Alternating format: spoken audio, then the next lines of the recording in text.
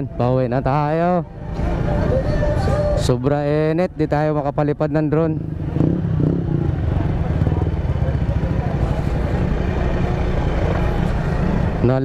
Naligaw tong ano na to sasakyan. Ayun, rough road na naman uli mga paps.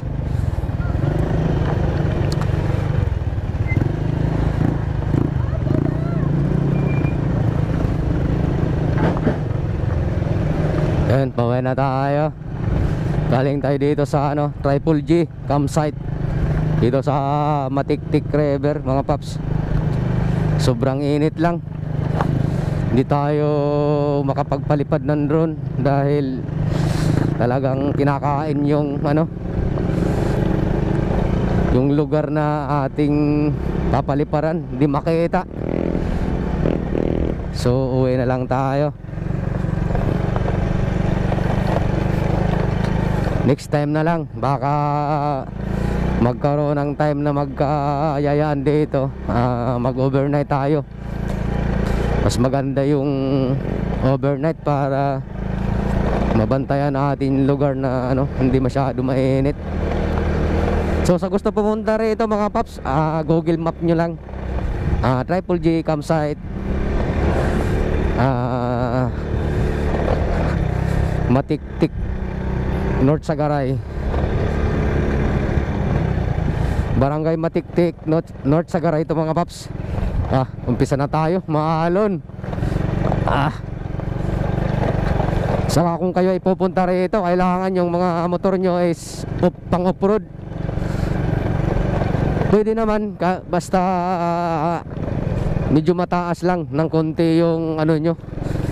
Wag lang yung mababa talaga masyado dahil talagang may harapan kayo rito. Dito tayo mga paps, Triple J campsite. Ito po, Triple J campsite. Yun, pauwi na tayo.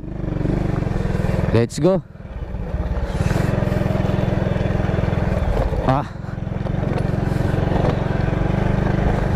Rough road pa dito mga paps, hindi pa to sementado. Kaya sana huwag tayong ulanin kung tayo pupunta rito. Maputik, madulas, dahil ito na nga, ginagawa pa nila yung kalsada. So hindi pa gaano develop tong kalsada nila.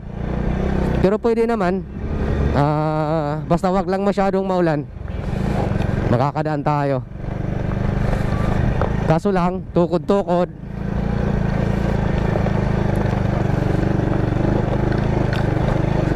Doon, makikita nyo naman sa vlog ko kung anong sitwasyon ng kalsada dito. Pero yung ilog, napakaganda po, sulit. Kung kayo pupunta dito sa environment pin nila, 20. Din sa susunod na gate, 20 uli for private property. Tapos pagpasok mo dito sa mismo sa campsite ng Triple J is 40 pesos.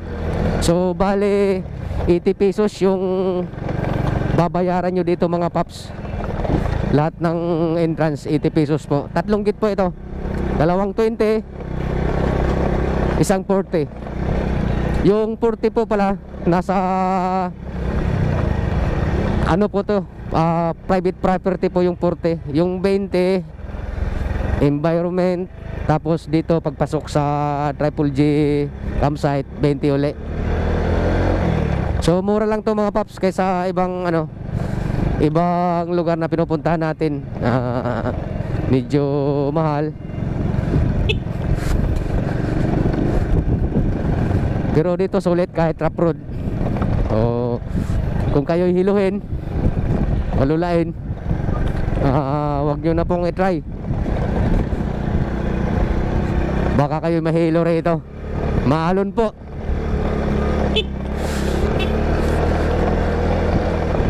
Maalon po dito. Makikita nyo naman. Tapos yung gulong ko kasi sobrang tigas. Hindi ko na nababaan ng hangin.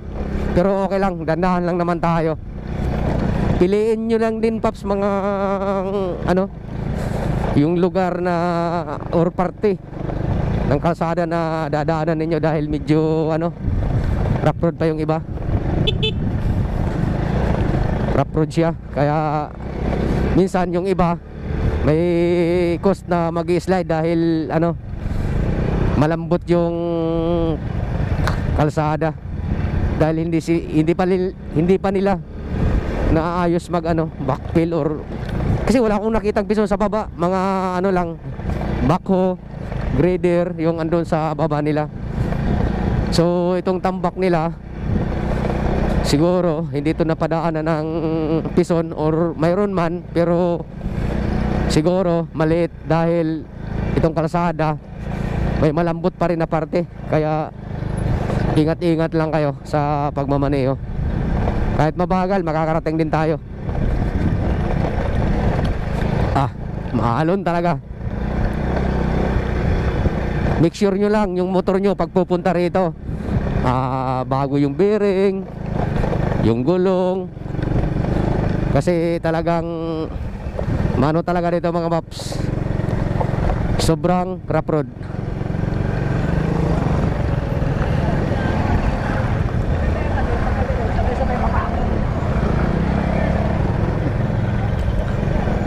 Ito, marami pa rin silang papasok siguro.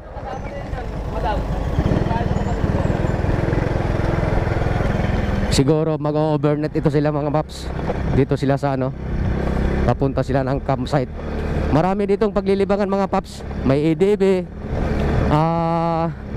Tinanong ko sa kanila, yung 15 minutes nila is 500.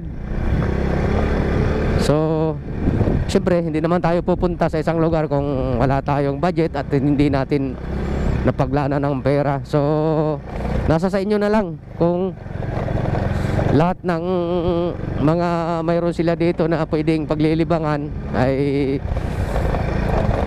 gamitin natin, kaso babayaran natin.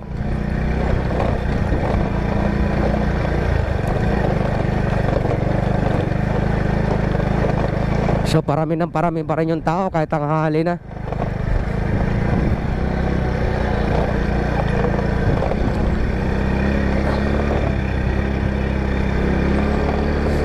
Mahaba-haba itong rough road na to mga paps. Siguro kung di ako nagkakamali rito, mahigit ito ano, 3 kilometro yung rough road na to. So make sure lang yung motor natin, condition. At saka wala naman problema, malapit naman dito, marami yung mga gasoline station.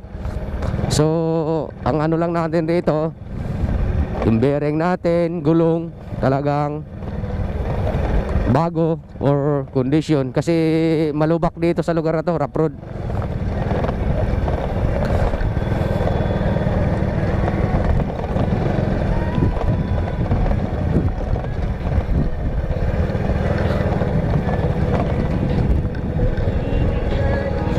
Yun, pauwi na tayo.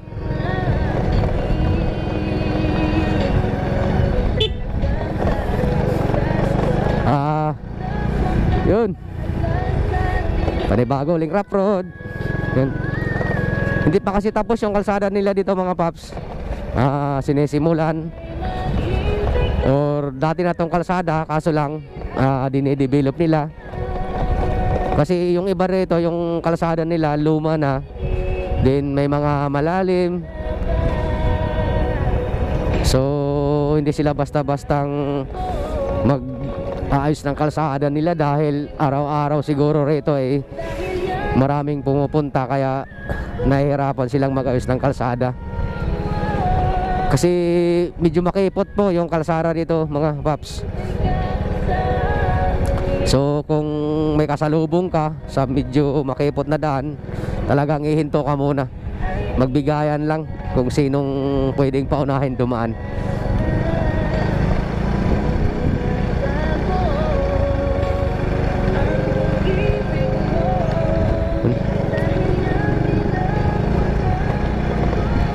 Malamig yung ano dito mga paps, panahon kahit mainit. Ramdam mo yung hampas sa'yo ng hangin, talagang malamig kahit mainit yung panahon.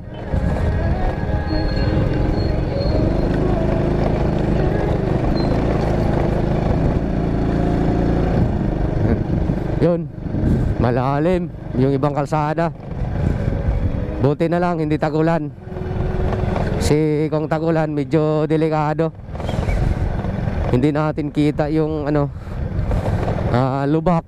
Yung pala malalim, akala natin mababaw lang dahil may mga tubig. First time ko rin pumunta dito mga paps. Talagang hindi ko alam na ganito pala yung kalsada dito. Buti na lang maliit yung motor natin. Kaya sa mga big bike, so kailangan mong pumunta rito, kailangan may kasama ka. Dahil talagang mahirap yung daan, lalo pa pag ginabutan tayo ng ulan. Mula sa Triple G campsite, talagang rough road talaga siya mga paps. Dito okay naman yung ibang kalsada, kaso lang may mga guhit na malalalim. So ingat-ingat lang, kasi ito yung tendency minsan na i-slide tayo dahil hindi natin napapansin yung kabilang kalsada malalim, may guhit na malalim. Ito yung cost na magsisimplang tayo. Lamig. Kahit ang haling tapat mga paps, ramdam mo yung lamig, yung hampas sa'yo ng hangin. Sana soon develop to. Pwede naman mga 4 wheels, pero kaso lang talagang tiyagaan. Huwag lang ulanin, kasi pag inulan tayo mga paps, mahirapan yung 4 wheels dito.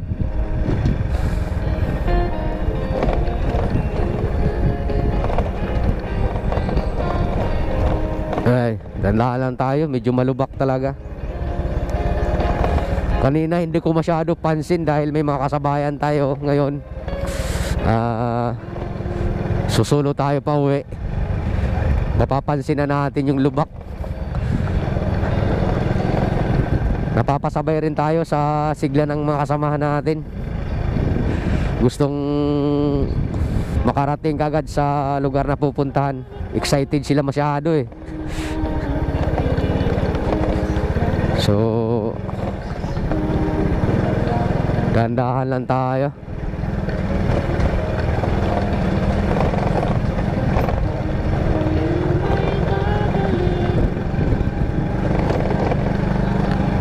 Grabe.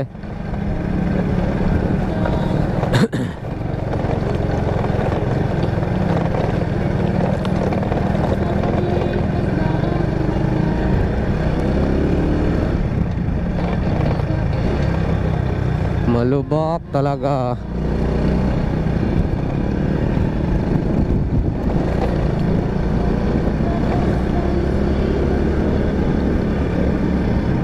Yun. Maalon. Dito sa parting tong kalsada na to mga paps, okay na sana. Kaso may mga portion dito na nakabalagbag yung nila.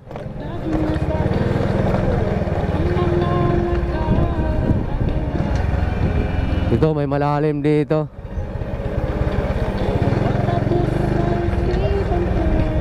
Hindi ko alam bakit nilagyan nila to dito ng mga humps. Siguro marami ritong nagpapatakbo ng mabilis, kaya yun, nilagyan nila ng humps. So kaso lang naman yung humps, hindi mo gaano makikita dahil lumang-luma na din. Yung iba may putol, hindi buo na nakaano sa kalsada. So ingat-ingat lang talaga, kasi delikado yung gulong natin, lalo-lalo yung motorsiklo. May tendency po tayo na mga paps, mag-i-slide.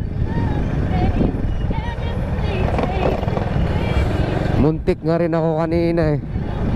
Hindi ko napansin, nakala ko basa lang yung kalsada, basa na kalsada. Yung pala humps nila, nagkaputol-putol. So ingat-ingat lang.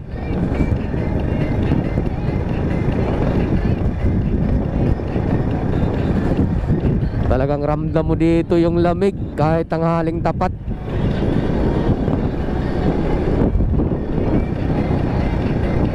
Sarap ng hangin. Ito yung tinatawag na sala sa lamig, sala sa init. Yun, dito na tayo sa may kuwari mga paps.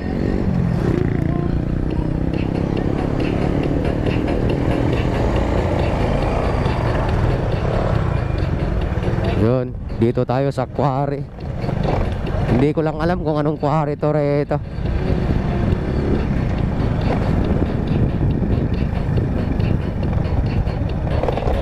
Yeah. Lubak. Yun. Marami pa rin bikers dito mga paps na pupunta kanina. Marami akong kasalubong kanina. Talagang dinadayo tong lugar na to rito. Kaso lang yung sa kalsada naman yung problema, hindi pa develop. So baka sa susunod na taon sana pagbalik natin uli rito ay medyo okay na yung kalsada papasok ng Triple G campsite.